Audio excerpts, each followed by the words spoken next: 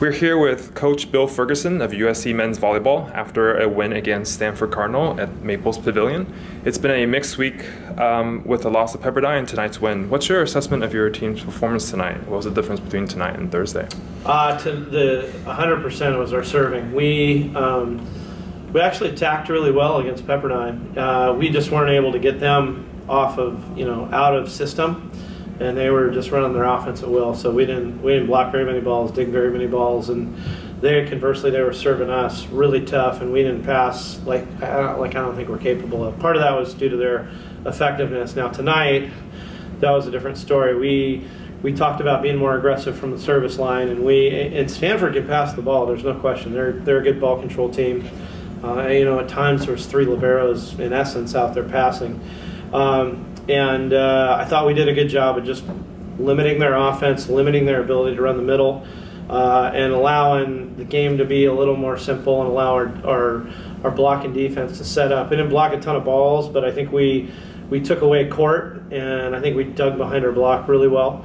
And to us, that was the main deal. And then on the flip side, I thought we did a nice job against their tough servers. I think we got them off the line pretty good. There was only 1 or 2 points in I think that match where their servers got off any kind of point run. So I was really proud of our team the way we served and passed, and that set the tempo for everything. Yeah, congratulations on the win. Thanks. It seemed like Stanford was doing really well in the first set. They had 5 blocks, and how did you guys come back? Well, we just kind of got back and we just settled in. I think we were trying to do too much. I think Micah was trying to find the block mismatch with D'Agostino in the front row a little too much, and I just think our guys collectively were overthinking it a little bit. We were doing the right stuff. We were getting some digs and making some nice plays. And Vega made a couple of nice blocks, and he had been, and I think that kind of set the tone for them a little bit. He hadn't had a ton of success as a blocker up until tonight, and I think that helped them. And they dig. They had energy at the front end of the match, and their defensive energy really kind of bleeds into the rest of their game. And so and it gives them a ton of confidence. I thought they did a great job digging too. And how did you guys reset from Thursday's loss from Pepperdine? Did you pep talk for tonight's match, or how did you prepare for that? We were pretty matter of fact about it. I think everybody to a man on our coaching staff and on our team understood the Pepperdine match. While it looked like a blowout, and it was a 3-set win for them, and none of the games were deuce games, but by and large, if we had improved the serving 25%, our passing 25%, that's a real had contested match, because we played 4 pin attackers in that match. We had 2 that hit 333, we had 1 that hit 500, and we had 1 that hit over 600. So we knew we were doing good stuff. We just couldn't get in the system, and conversely, they were. We just couldn't affect them from the service line on our end. So we knew that, hey, this was a 100% serve pass battle issue. We get in the gym, we work on our serving and our pass, and that was almost all we did in the gym in our place yesterday, was serve and pass. And we knew that if we came up here and had that mindset, that we'd be able to kind of reset and play a better match. Cool.